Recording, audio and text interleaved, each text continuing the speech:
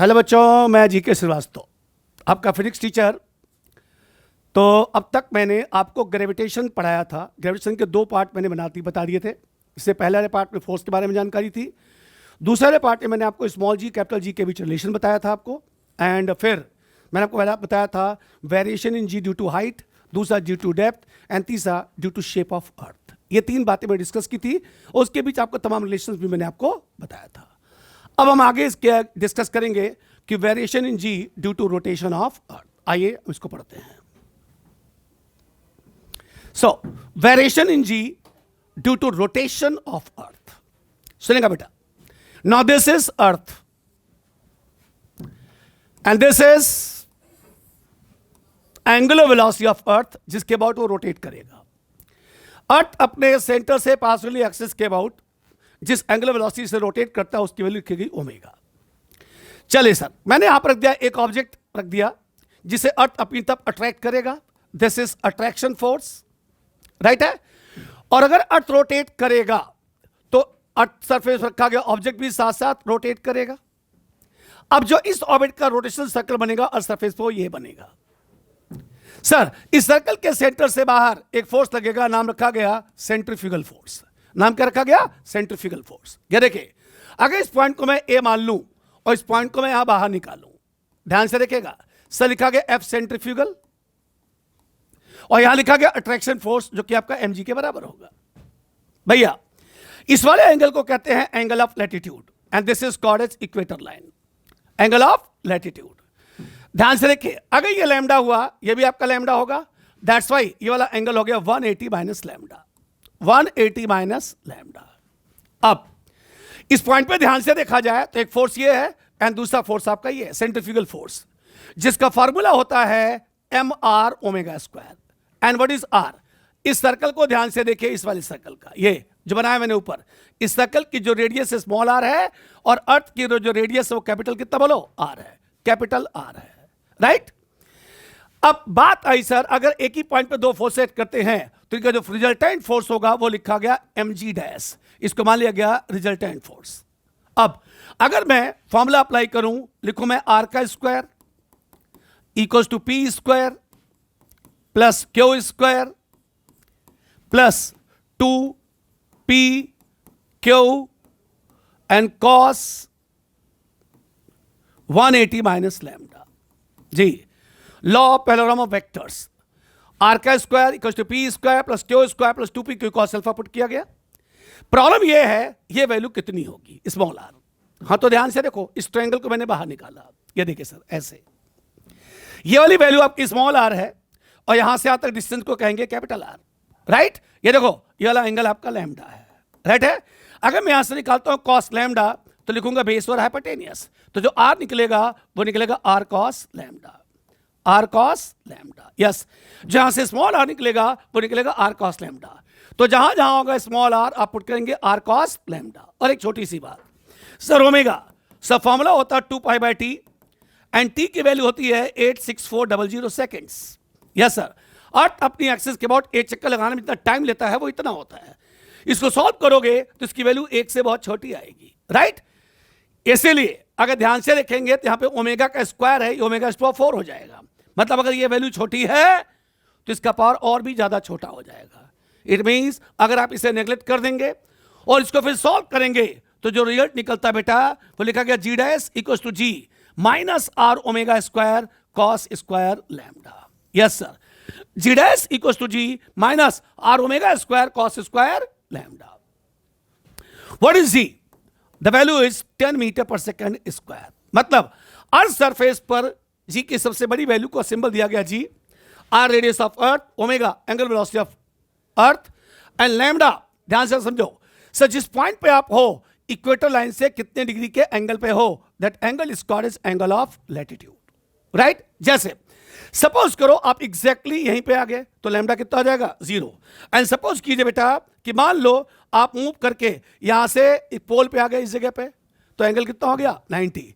इसका मतलब हम लिख सकते हैं लैम्डा फॉर इक्वेटर 0 डिग्री होता है एंड लैम्डा फॉर पोल कितना होता है? 90 degree. Yes, lambda for equator 0 degree and lambda for pole कितना होता है? 90 डिग्री, करेक्ट है। अब हम इन बातों को थोड़ा समझाते हैं आपको सर, आइए सर। हाँ जी, formula G dash equals to ji minus R omega square cos square lambda, यह है फार्मूला। ये क्या है? फार्मूला है। एक फार्मूला बेटा आपका यही है, बट इसी को पहले समझा देते हैं। अगर लिखा गया लैम्डा फॉर इक्वेटर कितना भाई? 0 डिग्री, तो लिखा गया G dash at equator equals to ji minus R omega square cos square 0। ये देखिए G dash equals to ji minus R omega square cos square 0। आपको पता है कॉस 0 कॉस की सबसे बड़ी वैल्यू होती है, राइट? मतलब सबसे बड़ी से मल्टीप्लाई करोगे तो सबसे ज्यादा होगा, इसमें से सबसे ज्यादा माइनस करोगे तो फिर तो जी डैश एट इक्वेटर जो निकलेगा G minus R omega square cos square, ये तो नहीं होगा बेटा। दिस वैल्यू कितनी होगी? मिनिमम होगी सर। फिर से सुन लीजिए sir, ji dash equals to ji minus R omega square cos square lambda. बताया गया इक्वेटर के लिए लैम्डा की वैल्यू 0 होती है। अगर आप यहां पुट करते हो 0 कॉस की सबसे बड़ी वैल्यू होती है, दैट्स वाई ये पूरी वैल्यू सबसे ज्यादा होगी, राइट? मतलब आप इसमें से सबसे ज्यादा माइनस कर रहे हो, इसीलिए इक्वेटर पर जी की वैल्यू सबसे क्या आएगी? कम आएगी सर, राइट? अगली कहानी, अब अगर लिखा गया जी डैश एट पोल, बेटा देखिएगा ध्यान से सर, लिखा गया R omega square cos square 90। क्यों? क्योंकि लैम्डा फॉर पोल कितना होता है? 90 डिग्री। कॉस 90 कितना होता है बेटा? बोलो 0। तो लिखा गया G dash at pole equals to G जो लिखा गया 10 मीटर पर सेकेंड स्क्वायर, और ये होता है मैक्सिमम, राइट? मतलब सर अर्थ सरफेस पर द मैक्सिमम वैल्यू ऑफ जी कहां होता है? द पोल होता है, value 10 metre per second square होती है, और अर्थ सरफेस पे जी की जो सबसे कम वैल्यू होती है जी माइनस आर ओमेगा स्क्वायर, और वो कहां होती है? इक्वेटर पे होती है। इसी तरह से अगर सपोज करो कि आप इक्वेटर लाइन से 60 डिग्री के एंगल पे यहां पहुंच गए, कहां पे? मान लो पॉइंट पी है, और मैंने पूछा बताइए इस पॉइंट पे ग्रेविटी क्या होगी? Support the value of g R omega, and यहां क्या पुट करेंगे? 60 डिग्री, और आपका आंसर यहां से क्या हो जाएगा? आ जाएगा। यह तो था कि अगर आप इक्वेटर के एस्पेक्ट में किसी प्रॉपर एंगल पर हैं और आपको वहां पे ग्रेविटी निकालनी तो कैसे निकालेंगे? इस फॉर्मूले का इस्तेमाल कर सकते हो। रुकिए, अब जब कुछ बातें और भी हैं, समझते हैं सर। ये देखिए सर, आपने फॉर्मूला लिखा G dash equals to ji minus R omega square cos square lambda, ये फॉर्मूला था सर। लिखा गया इफ ओमेगा इक्वल्स टू 0, मतलब earth stop to rotate. Suppose कीजिए अगर अर्थ अपनी एक्सिस के अबाउट रोटेट करना बंद कर दे, आप पुट करेंगे ओमेगा 0, तो हो गया जी डैश इक्वल्स टू जी, मतलब मैक्सिमम से कितना हो गया? 10 मीटर पर सेकेंड स्क्वायर। अगर अर्थ अपनी एक्सिस के अबाउट रोटेट करना बंद कर दे तो अर्थ के हर पॉइंट पे जी की वैल्यू आपको इतनी मिलेगी, कितनी? 10 metre per second square. Question ये नहीं है, क्वेश्चन ये है if earth stop to rotate about its axis. पहला option, the value of ji at every point on the earth will be increases and it becomes maximum. The value of g at every point on the earth will be increases and it becomes maximum. अर्थ के हर point पे g की value बढ़ेगी और वो maximum हो जाएगी। Number 2, the value of g at the pole is increases and becomes maximum. Number 3, the value of g at equator is increases and becomes maximum. And चौथा, none of these. देखो, पोल पे जी की value बढ़ेगी maximum आएगी, ये तो गलत है, क्योंकि जी की वैल्यू पोल पे हमेशा 10 ही होती है, वो घटती बढ़ती नहीं है। So second option is wrong. अब आया पहला और तीसरे के बारे में सोचते हैं। पहला ऑप्शन कहा गया अर्थ के हर पॉइंट पे जी बढ़ेगा और मैक्सिमम हो जाएगा, देखो ये गलत है। बोला गया हर पॉइंट पे, अब हर पॉइंट पे पोल भी आता है, तो इनके अकॉर्डिंग में अर्थ के हर पॉइंट का जी बढ़ेगा और मैक्सिमम हो जाएगा, मतलब पोल का भी जी बढ़ेगा और मैक्सिमम हो जाएगा, जो कि पॉसिबल नहीं है। इसलिए फर्स्ट ऑप्शन इज रॉन्ग। सिर्फ थर्ड ऑप्शन करेक्ट है, जो ये था कि value of ji at equator is increases and becomes maximum. Yes, equator पर जो जी की वैल्यू बढ़ेगी और क्या हो गया? आपकी मैक्सिमम हो जाएगी, क्योंकि वहां पे मिनिमम था, राइट? वो बढ़ के कैसा हो जाएगा? Maximum. So third option is correct. Correct है, ये एक आपका एमसीक्यू था। अब जा समझिए बेटा। यस सर, अब आपने जो फॉर्मूला लिखा बेटा यहां पे G dash equals to ji minus R omega square cos square lambda, अगर मैं दोनों साइड में m से मल्टीप्लाई कर डालूं, m से बेटा mg, तो लिखा गया M R omega square cos square lambda. ये देख रहे हो mg डैश, एक्चुअल में ये कॉन्टेक्ट नॉर्मल रिएक्शन कहलाता है।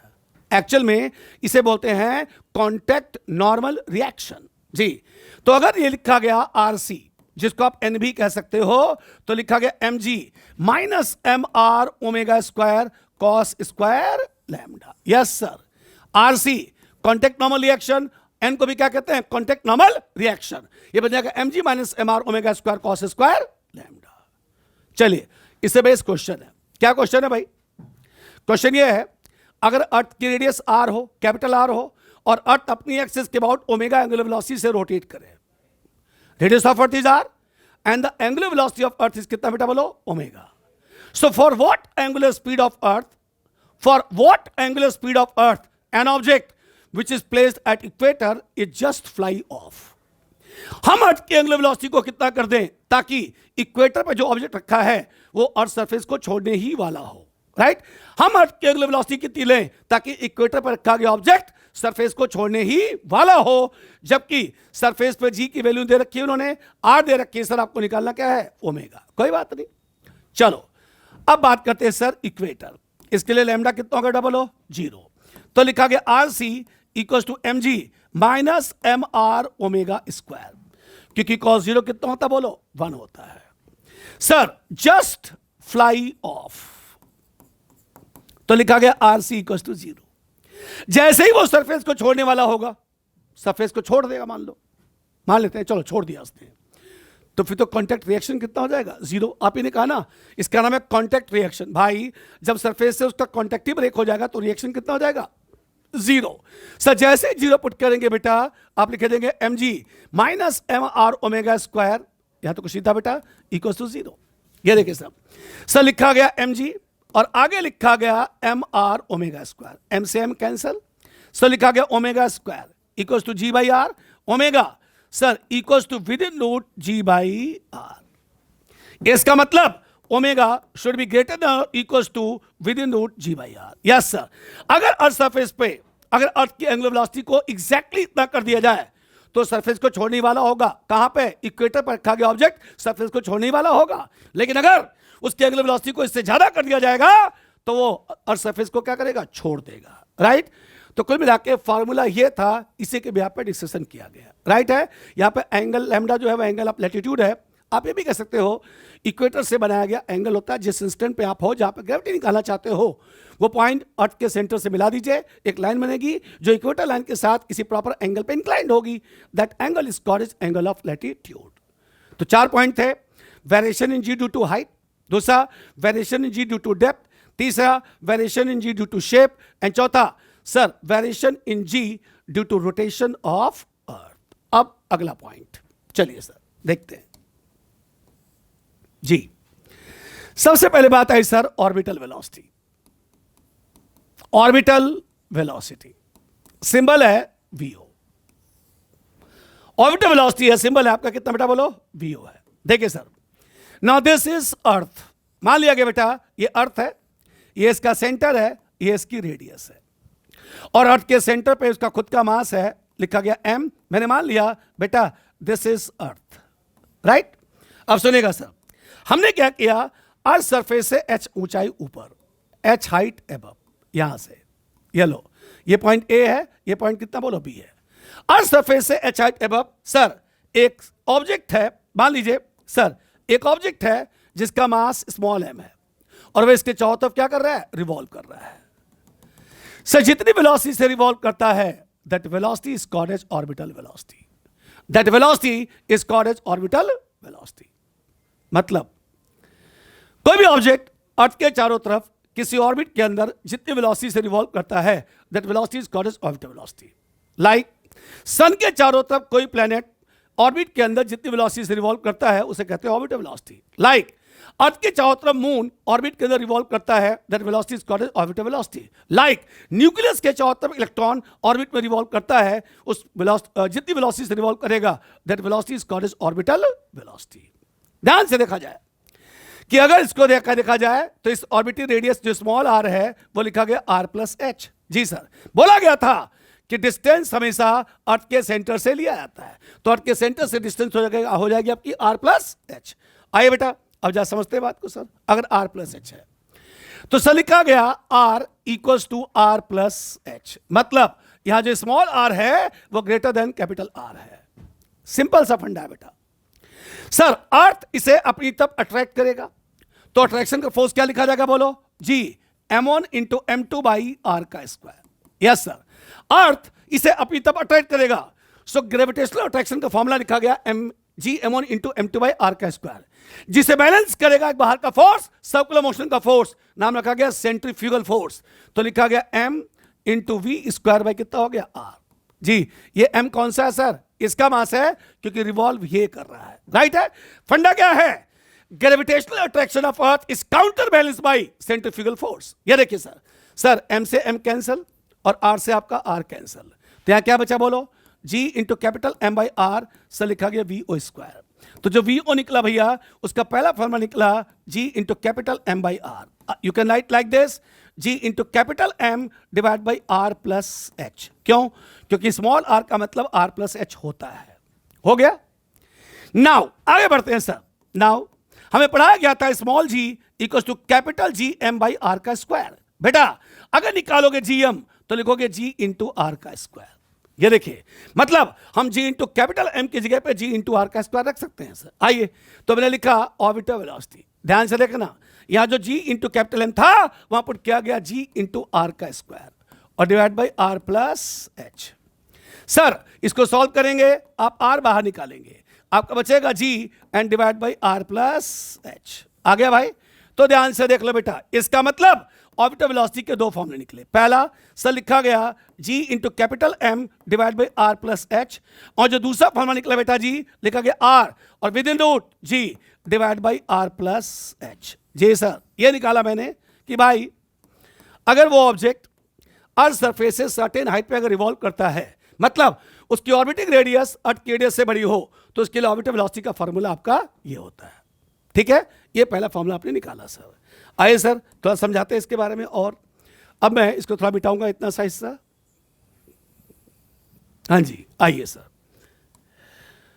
ओके, साथ ही साथ ये तो तब था ना बेटा जब स्मॉल आर की वैल्यू कैपिटल आर से क्या है बड़ा, मतलब एच हाइट अबव है।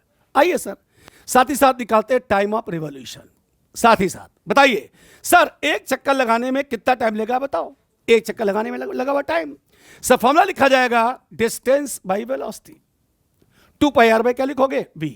सर लिखोगे t 2 पाई r के लिए लिखेंगे आप r प्लस एच, और यहां निकाला आपने r within root g और divide by r plus H, ये लिख दिया। सर अगर आप इसे ऊपर ले आते हो 2 पाई, ये r प्लस एच था बेटा, यस, ये रूट जाएगा ऊपर r प्लस एच और बचेगा r रूट g। सो t लिखा गया 2 पाई, सर ये लिख जाएगा r plus H raised power 3/2 and r root g। ये लो, एक चक्कर लगाने का टाइम उसका ये हुआ जी। ये पावर 1 है, रूट का मतलब 1/2 होता है, सिंप्लीफाई करोगे 3/2 आपका आ गया।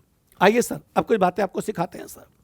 अगर मैं इसको क्रॉस मल्टीप्लाई करूं टी आर रूट जी, कर सकते हो भैया, यस सर, और डिवाइड बाई 2 पाई कर लूं, तो यहां पे लिखूंगा sir r plus H raised power 3/2, rest power 3/2। देखो बेटा अगर मैं यहां से r प्लस एच निकालूं तो सर यहां पे आएगा T R root G divide by 2 pi raised power कितना भाई 2/3। याद है ना, अगर आप हटाओगे तो पावर क्या होता है, जस्ट उल्टा हो जाता है, जस्ट उल्टा हो जाता है। चाहो तो स्क्वायर करके अंदर लिख लो, या ऐसे बात एक ही चलेगी आपकी सर। अब देखिए अगर यहां से निकालते हैं h तो लिखा गया T R root G divide by 2 pi, sir लिखा गया 2/3 और माइनस कितना हो गया r। ये लो व्हाट इज दिस। सर सुनिए, दो चीजें पूछी जा सकती हैं कि भाई उस जो ऑब्जेक्ट इस ऑर्बिट में रिवॉल्व कर रहा है उसका टाइम ऑफ रिवॉल्यूशन कितना होगा, वो ये निकल गया। उल्टा भी पूछा था, ज्यादातर यही पूछा था बेटा, कहते हैं एक सैटेलाइट है जिसका मास m है, अर्थ के चारों तरफ एक ऑर्बिट में रिवॉल्व कर रहा है, small r is greater than capital R, h height above है, सरफेस से h हाइट अबव वो एक ऑर्बिट में रिवॉल्व कर रहा है। अगर उसका time of revolution capital T है, मतलब कैपिटल T आपको दे दिया गया, आपको R दे दिया गया, राइट है, सरफेस पर जी की वैल्यू दे दी गई। सर पूछा क्या, बताइए सर उसकी सरफेस से हाइट कितनी होगी। ये लो, अब आपको हाइट निकालना है, आपको टी गिवन है, आर गिवन है, जी गिवन है, तो फॉर्मूला हाइट का क्या निकलेगा, इससे निकलेगा। मतलब इसी टाइम से आप हाइट भी निकाल सकते हो। तो ऑर्बिटर वेलोसिटी। सर अगर कोई ऑब्जेक्ट किसी सर्कुलर ऑर्बिट में रिवॉल्व कर रहा है तो उस ऑर्बिट में रिवॉल्व करने के लिए जितनी वेलोसिटी की रिक्वायरमेंट होती है उसे कहते हैं ऑर्बिटल वेलोसिटी। एक मिनट, अब जब मैं आपको कुछ बातें समझाना चाहता हूं सर, समझिएगा बेटा। इसको बिठाते हैं। लो भैया जी, आपने लिखा टी का फॉर्मूला 2 पाई, सॉरी टी नीचे मेरे को, एक बेटा जी, आपने लिखा ऑर्बिटल वेलोसिटी का formula v naught. Sir formula था gm divide by r plus h, या लिखा आपने r within root g divide by r plus h, ये था फॉर्मूला। सर ये था ऑर्बिटल वेलोसिटी का फॉर्मूला। ये फॉर्मूला तब था जब r ग्रेटर देन r था। आपने देखा यहां पे कैपिटल M है, इस फिगर में ये मास ऑफ अर्थ है, राइट है। बताइए इस फॉर्मूले में कहीं स्मॉल m आया? नहीं आया ना। इसका मतलब ऑर्बिटल वेलोसिटी, इसका मतलब ऑर्बिटल वेलोसिटी रिवॉल्विंग मास से इंडिपेंडेंट होती है।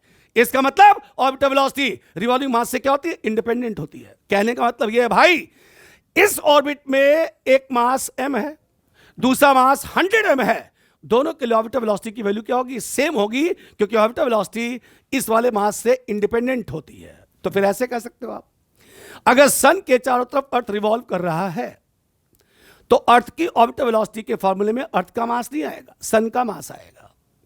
इट मींस अगर अर्थ के चारों तरफ मून रिवॉल्व कर रहा है तो मून की ऑर्बिटल वेलोसिटी के फॉर्मूले में मून का मास नहीं आएगा, अर्थ का मास आएगा। इट मींस अगर न्यूक्लियस के चारों तरफ इलेक्ट्रॉन रिवॉल्व कर रहा है तो अंडरस्टूड है, इलेक्ट्रॉन का मास नहीं आएगा। मतलब जो ऑब्जेक्ट रिवॉल्व करेगा उसका मास नहीं आएगा, जिसके रेफरेंस में आप रिवॉल्व कर रहे हो उसका मास आएगा। क्लियर?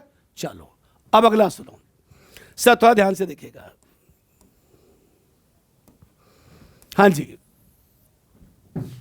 Yes sir. सपोज करो this is earth and this is centre and this is mass. सही है, अर्थ है। चलो जी, अब जो ऑब्जेक्ट है रिवॉल्व कर रहा था वो नियर टू और सरफेस अगर रिवॉल्व करे, नियर टू और surface approx. Sir number 2, when R approx equals to capital R, ऐसे भी कर सकते हो। चलो मान लो कि आर की वैल्यू कितनी बोलो? 6400 किलोमीटर है। अगर हम जो रेडियस आप लिख रहे हो आर, अगर तुम्हें 6400 किलोमीटर में 0.01 किलोमीटर ऐड करते हैं, कोई फर्क पड़ेगा? नहीं। कहोगे सर ये बहुत बड़ा है, ये बहुत छोटा है, तो लगभग यही मान लेंगे। मतलब कहते हैं just above the surface of earth. तो क्या होगा? सिंपल सा फंडा भाई, आप लिखोगे G capital M into small M by R का स्क्वायर, और यहां लिखा जाएगा एम वी स्क्वायर बाई कितना बोलो? आर। बेटा इस बार कट के बचेगा आपका within root G into capital M by R, right. और अभी आपने पढ़ा था sir small G equal to capital G M by कितना बोलो? आर का स्क्वायर। तो लिखेंगे G into M equal to कितना बोलो? जी आर का स्क्वायर। आइए सर, अगर यहां सॉल्व किया जाए इस जगह पे तो हम लिखेंगे सर जी इंटू आर का स्क्वायर और बाई कितना हो गया? आर। ये लो, हमने क्या किया? जी इंटू एम की जगह पे वैल्यू पुट कर दिया। ये लिखो, तो ऑर्बिटल वेलोसिटी का दूसरा फॉर्मूला निकला champion within root G R. Finally orbital velocity का फॉर्मूला निकला हमारे यहां पे G into capital M by R या फिर within root G R. ये तब होगा जब ऑब्जेक्ट नियर टू और सरफेस क्या करेगा? रिवॉल्व करेगा। ये इक्वल का साइन है, करेक्ट। तो देखो अगर एच हाइट अबव है तो क्या होगा? वहां पे मैंने टाइम पीरियड भी निकाल के दिखाया, टाइम ऑफ रिवोल्यूशन और हाइट ऑफ सैटेलाइट भी निकाल के दिखाया, अगर टी पता है, राइट। और अगर वो near to the earth surface revolve कर रहा है तो इसके लिए ऑर्बिटल वेलोसिटी का फॉर्मूला ये होता है सर, ये भी मैंने आपको यहां पर निकाल के दिखाया। अब छोटी सी बात, आइए सर थोड़ा समझिएगा जी। हमने लिखा है यहां पे सर, आइए आपने लिखा sir V naught equal to within root G into capital M by R या फिर within root G R. Sir यह वाला फॉर्मूला एप्लीकेबल है जब small R approx equal to कितना हो गया? Capital R. सर बात करते हैं अर्थ के लिए sir, for earth sir density equal to mass divide by volume. Yes sir, density equal to mass by volume earth के लिए सर। तो देखिए ध्यान से, सर लिखा गया V naught, yes sir, sir लिखा गया G into R as it is, लिख दिया। बारी आई कैपिटल एम। देखो कैपिटल एम के लिए मल्टीप्लाई करेंगे, ये लिखेंगे रो, और ये लिखा गया 4/3 पाई आर कैपिटल क्यूब। सुनो भाई, यहां से कैंसिल हो गया, तो सर देखो बचेगा आर स्क्वायर, रूट से बाहर आ गया सर, बचा 4π/3 इंटू रो इंटू जी। ध्यान से देखो, orbital velocity directly proportional to the कितना हो गया? आर हो गया। समझ में आ गया? मतलब ये निकला ऑर्बिटल वेलोसिटी का formula in terms of average density of earth, right. तो ऑर्बिटल वेलोसिटी समझ में आ गया बेटा जी। अगर अर्थ के चारों तरफ कोई सैटेलाइट किसी ऑर्बिट के अंदर रिवॉल्व कर रहा है तो उस ऑर्बिट में रिवॉल्व करने के लिए जितनी वेलोसिटी की रिक्वायरमेंट होती है उसे कहते हैं ऑर्बिटल वेलोसिटी। हमारे वहाँ हम जब चाहे सीबीएसई पढ़ाएं चाहे कंप्यूटर में पढ़ाएं, हम लोग ऑर्बिट को न्यूमेरिकल के लिए सर्कुलर ही मान सकते हैं। तो हम ये भी बोल सकते हैं कि सन के चारों तरफ अर्थ सर्कुलर ऑर्बिट में रिवॉल्व कर रहा है, उस ऑर्बिट में उसे रिवॉल्व करने के लिए जितनी वेलोसिटी की रिक्वायरमेंट होती है उसे कहते हैं ऑर्बिटल वेलोसिटी। इस बात का ध्यान रखा जाए, जो ऑब्जेक्ट रिवॉल्व कर रहा है उसके ऑर्बिटल वेलोसिटी के फॉर्मूले में उसका मास नहीं आएगा, आप जिसके चारों तरफ रिवॉल्व कर रहे हो उसका मास आएगा। इसीलिए बोला गया कि मून अर्थ के चारों तरफ रिवॉल्व करता है, इसलिए मून के ऑर्बिटल वेलोसिटी के फॉर्मूले में मून का मास नहीं आएगा बल्कि उल्टा अर्थ का मास आएगा। क्लियर है? आइए अब यहां पर एक क्वेश्चन करते हैं, सुनिएगा ध्यान से। हाँ जी, क्वेश्चन सुनिए। सर, हम मून की वेलोसिटी में कितने % का चेंज कर दें जिसकी वजह से मून हमेशा के लिए अर्थ से दूर चला जाए? Calculate percentage change in velocity of moon. Calculate percentage change in velocity of moon with which moon go away from us forever. Moon की वेलोसिटी में कितने % का चेंज किया जाए ताकि मून हमेशा के लिए अर्थ से दूर चला जाए, राइट। ऑप्शन सुन लीजिए। पहला option sir 41.388%, B option 41.398%, C option 41.399%, D option 42%। ये 4 ऑप्शंस गिवन है, ठीक है। क्वेश्चन क्या है सुनो। सर ये मेरा अर्थ है, सर यहां से r डिस्टेंस अवे ये जो है वो मून है, अर्थ के चारों तरफ क्या कर रहा है भैया? रिवॉल्व कर रहा है। तो जितनी वेलोसिटी से रिवॉल्व करेगा उसे कहेंगे ऑर्बिटल वेलोसिटी। क्या कहते हो? Orbital velocity. आप क्या चाहते हो?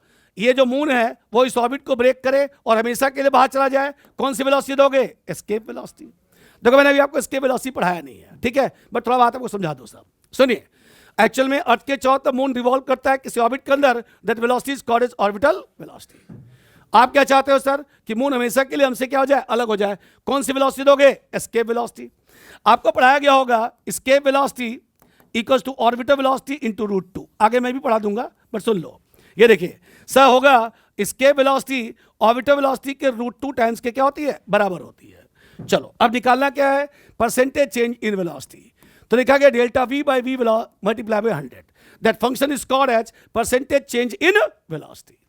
चलो भाई, डेल्टा v लिखा गया final velocity minus initial velocity divide by initial velocity multiply by 100। Yes sir. What is initial velocity? Orbital velocity. What is final velocity? Escape velocity. काहे को एस्केप वेलोसिटी? क्योंकि हम चाहते हैं वो हमेशा के लिए अलग हो जाए, ठीक है। अब सुनो, अभी आप यहां क्या पुट करोगे? Orbital velocity into √2, orbital velocity divide by orbital velocity और मल्टीप्लाई बाई 100 इन %। सर मैंने वी ई की जगह पुट कर दिया v0 √2। चलिए ध्यान से देखिए, अगर √2 कॉमन निकाल लिया जाए तो बचेगा √2 - 1 मल्टीप्लाई बाई कितना हो गया? 100। √2 1.414 - 1 मल्टीप्लाई बाई 100। सॉल्व करेंगे 41.4%, ये निकल गया।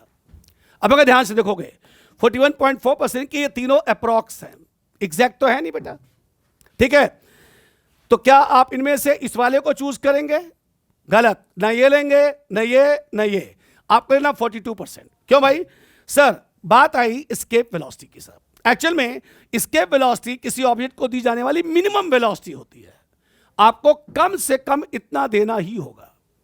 अगर आप इससे कम देते हो नहीं जाएगा, इसके बराबर दोगे जस्ट बिगिन टू मूव, इसे याद होगा फिर मूव कर जाएगा। आपने देखा आपका निकला 41.4%, इनमें से एक भी 41.4% के बराबर नहीं है। ये मैथमेटिक्स नहीं ध्यान रखना कि आप इसे 4 कर दोगे, ना ना, इनमें से एक भी 41.4% के बराबर नहीं है।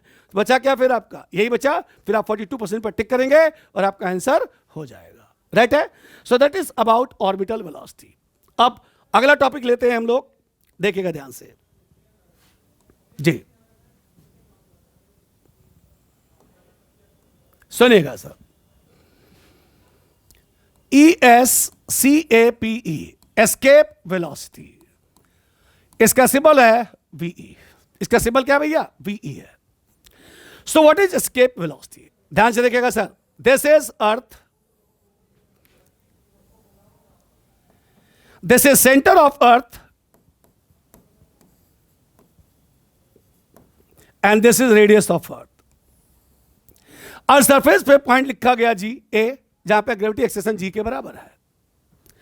सर जैसे इसे ऊपर जाते हैं ग्रेविटी लगातार घटती जाती है। मान लिया गया एक इंस्टेंट ऐसा आया जहां पे ग्रेविटी कितनी होगी, 0। उसके बाद वाले को कहेंगे इनफाइनाइट।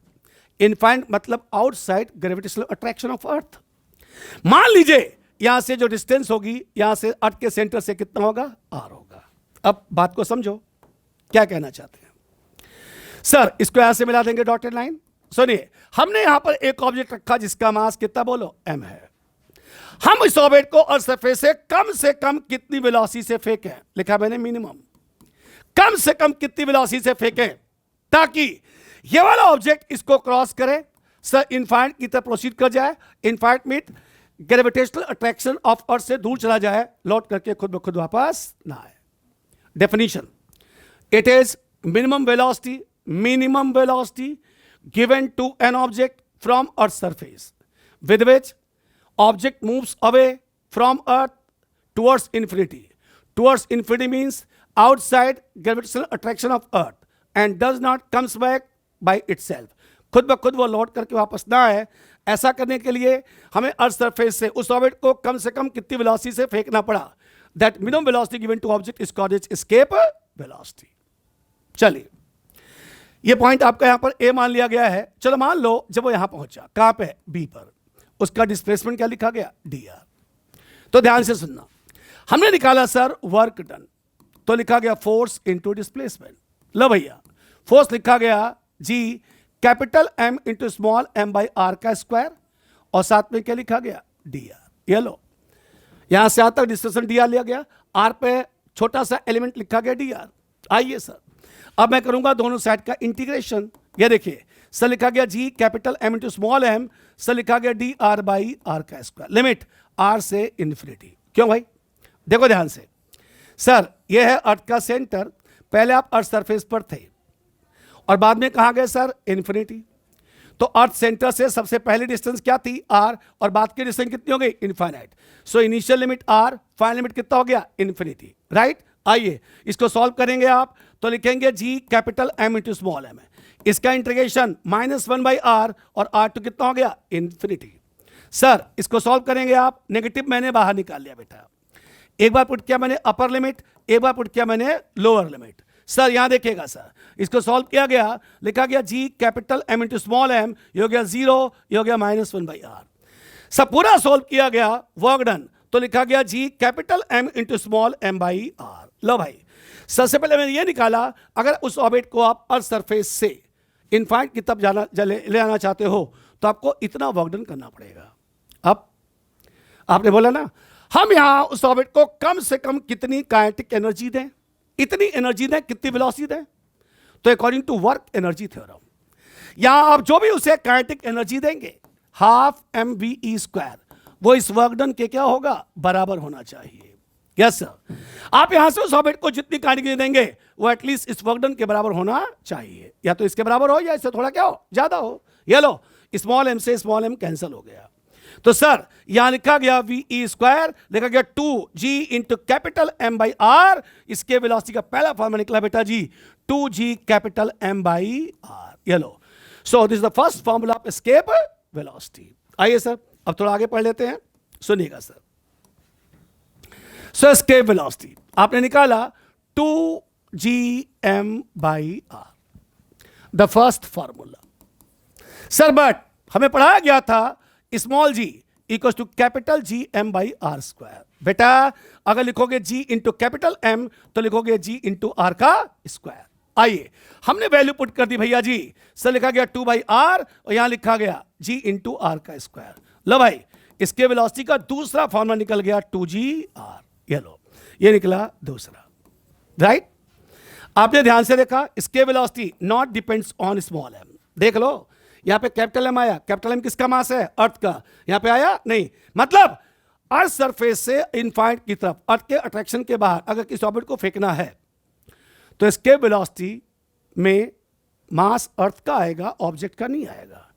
इसका मतलब अर्थ सरफेस से दो ऑब्जेक्ट को फेंकना है, एक का मास 10 किलोग्राम और एक का मास 1 लाख किलोग्राम, दोनों के लिए escape velocity सेम होगी डिफरेंट होगी? सेम होगी, क्योंकि escape velocity स्मॉल m पे डिपेंड नहीं करती है। आइए थोड़ी बात को समझ लीजिए। escape velocity सर लिखा गया 2, g की जगह पे 9.8 और r की जगह पे 6.4 इंटू 10⁻6। से इसे सॉल्व करोगे निकलेगा 11.2 इंटू 10⁻3 मीटर पर सेकेंड। अगर आप ये हटा देते हो 10⁻3 तो लिखा 11.2 किलोमीटर पर सेकेंड।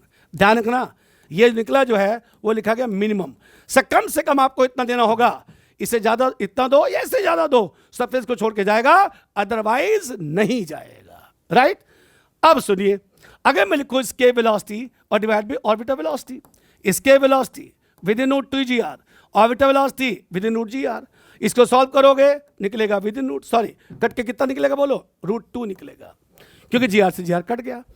अगर इसको सिंप्लीफाई करते हैं तो निकला ve = v0 √2। Right? So this is about escape velocity and this is about orbital velocity. आपको पता होना चाहिए, चाहे ऑर्बिटल वेलोसिटी हो चाहे escape velocity हो, जो मास है ना उससे इंडिपेंडेंट है। ऑर्बिटल वेलोसिटी ऑर्बिटिंग मास से इंडिपेंडेंट होता है, और escape velocity फेंके जाने वाले ऑब्जेक्ट के मास से क्या होता है, इंडिपेंडेंट होता है। escape velocity ऑर्बिटल वेलोसिटी के √2 टाइम्स के बराबर होती है। escape velocity अर्थ सरफेस से किसी भी ऑब्जेक्ट को इनफाइनाइट की तरफ फेंकना है, मतलब अर्थ के अट्रैक्शन से बाहर फेंकना है, तो उससे अर्थ सरफेस से कम कितनी वेलोसिटी से फेंकना होगा, that velocity is called as escape velocity। Earth के चारों तरफ सर्कुलर ऑर्बिट के अंदर किसी ऑर्बिट को रिवॉल्व करने के लिए जितनी वेलोसिटी की रिक्वायरमेंट होती है उसे क्या कहते हैं हम, orbital velocity. escape velocity orbital velocity के √2 टाइम्स के क्या होती है, बराबर होती है। तो आज ग्रेविटेशन के पार्ट 3 में मैंने आपको इतना ही पढ़ाना है। 4th पार्ट में आऊँगा तो इसको न्यूमेरिकल कराऊंगा और स्टार्ट करूंगा ग्रेविटेशनल पोटेंशियल एनर्जी, जो ग्रेविटेशन का सबसे और महत्वपूर्ण टॉपिक है। थैंक यू, अपना ख्याल रखें और जो पढ़ाया उसका रिवीजन जरूर करें। धन्यवाद।